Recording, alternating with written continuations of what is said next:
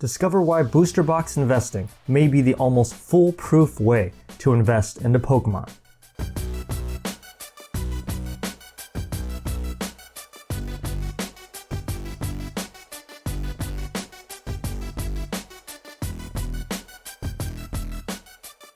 I'm Kakashi with Kanto Capital.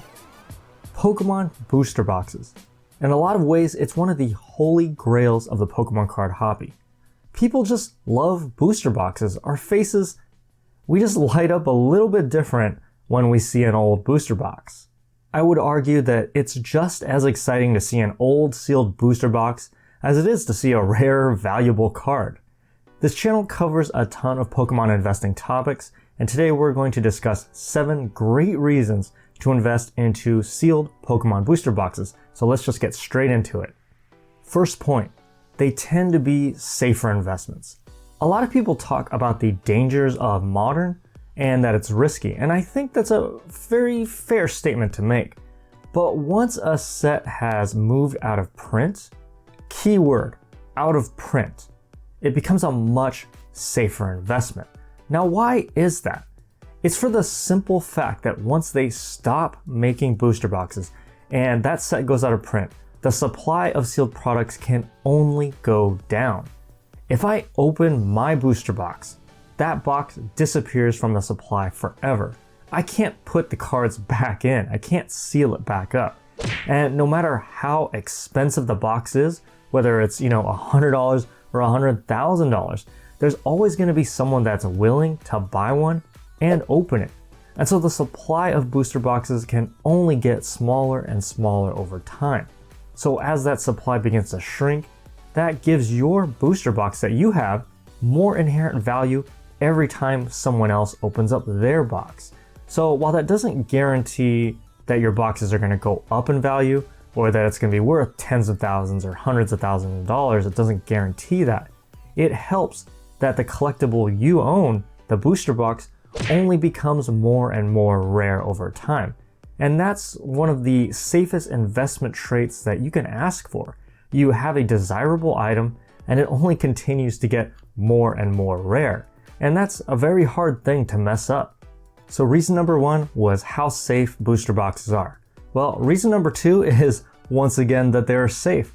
But here's another aspect of it that makes it a relatively safe investment. It provides you exposure into the entire set. And there is always potential that your booster box, contains any card from that set. So there could be an extremely valuable card inside, sometimes more than one, sometimes multiples. Let's say if there's different cards as well that's very desirable. And why do people pay all of this money, these thousands or tens of thousands of dollars for vintage booster boxes? It's for that chance to pull an amazing card inside. And there might be no better feeling than pulling one of those cards yourself. And what's nice about booster boxes is even if the popularity of a certain card or a character changes over time, your box might hold those cards too.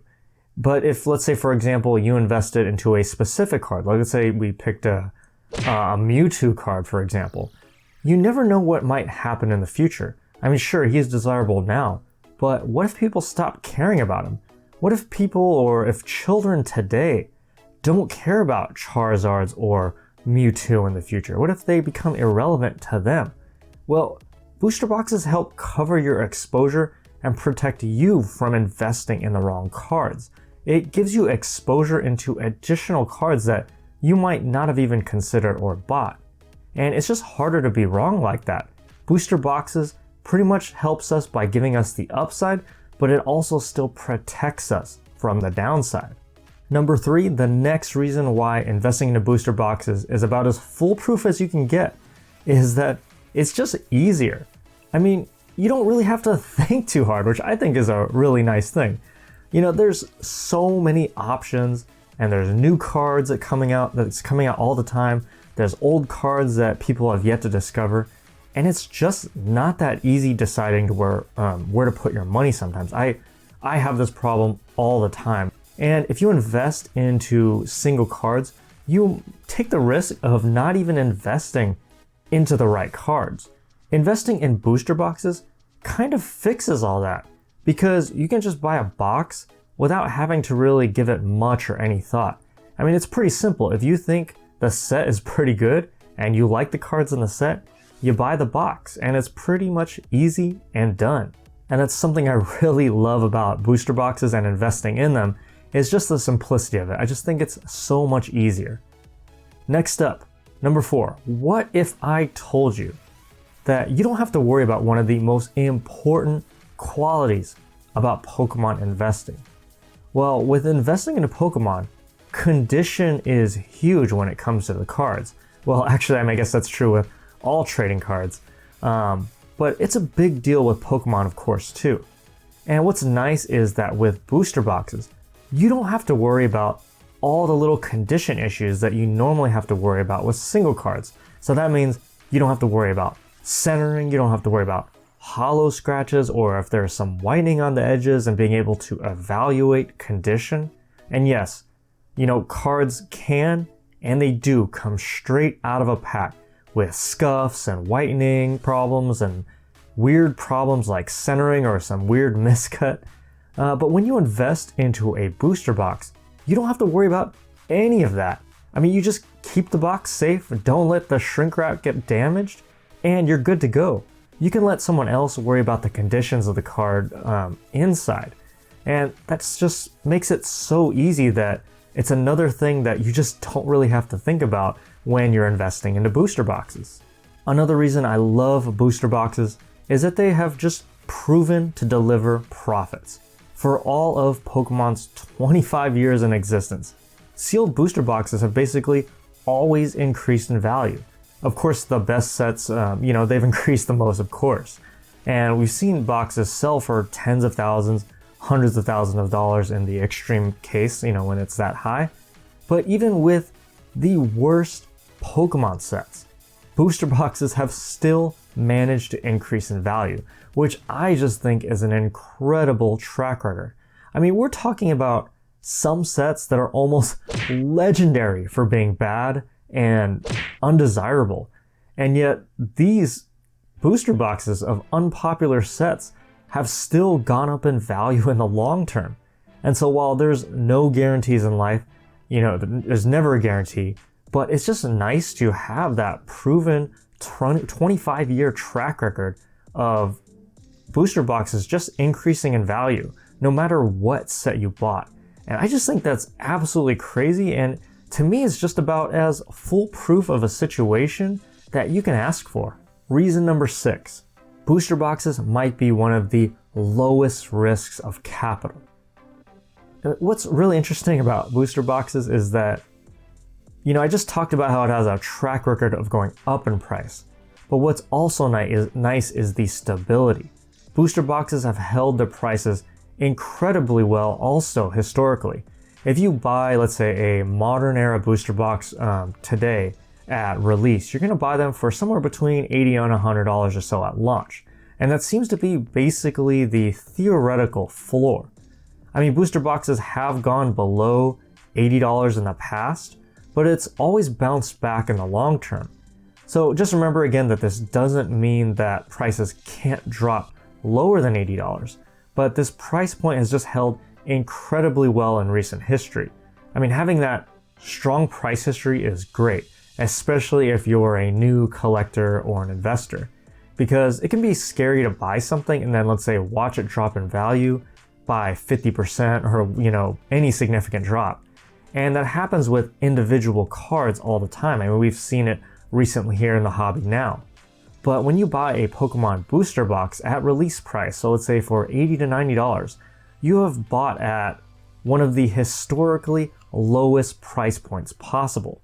So of course, again, there are no guarantees. It doesn't mean that that can't happen in the future, but having that history behind you, I think is just very comforting. And I love the fact that it's just such a low risk in terms of the historical relevance and the ability for it to hold its value. Reason number 7 I love booster boxes as an investment is that the booster box gives you options. One thing I love about sealed boxes is that you get a choice. This single item can be broken down into pieces. I mean, it might hurt to open up the box, but if you maybe only want to sell a portion of it, if you only have that one box, you do have that option. And it's always nice to have that. You could break down the booster box into 36 packs. You could sell some of the packs, keep the rest to maybe sell for later or to keep for yourself. You could open the packs if you're feeling lucky, or maybe just open a few just for a random reason, for no reason at all. But the bottom line is that booster boxes gives you those options and those possibilities. You can turn a booster box into booster packs, and you can open those packs to get single cards. But you can't buy a stack of cards and turn it into a booster pack. And it's just nice, again, to have that option, to have those possibilities available to you. Whereas if you have a single card, really your only option is you either keep it or you sell it or you trade it. So with all of these great, wonderful points about booster boxes and investing them, of course, it's not a perfect investment. No asset is. And I want to talk about a little bit of the downsides. One downside that you do have to think about is authenticity. And there is the chance that your box could be fake or could be tampered with. Especially as you go into the higher valued items. If you're buying a box that, let's say, costs thousands of dollars, there's definitely a higher risk of having that kind of problem.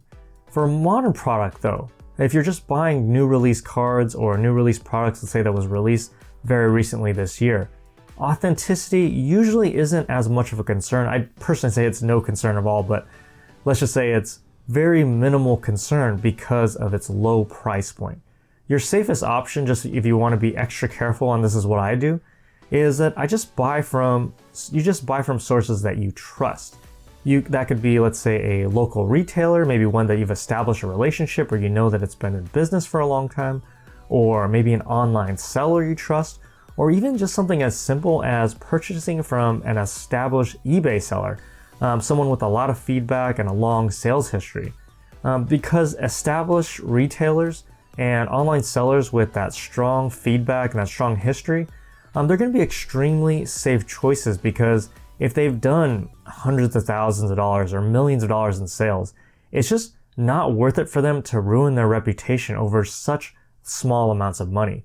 I mean, speaking as a business owner myself, it's not even worth the time to, when you have a successful business and a profitable business, it's just not even worth your time to worry about a few dollars here, or, if you were a shady person to try to cheat someone out of a few dollars, you lose so much in that reputation value that it doesn't even make sense to try to do that. And so while I do have to acknowledge that there is risk with investing into booster boxes, I think especially if you're investing into current releases and modern product, or even if you're buying into older product, it's pretty easy to keep yourself safe just by sticking with places that you know are trustworthy and reputable. Another downside to investing into booster boxes, and this is a little bit of a funny one, and it is storage.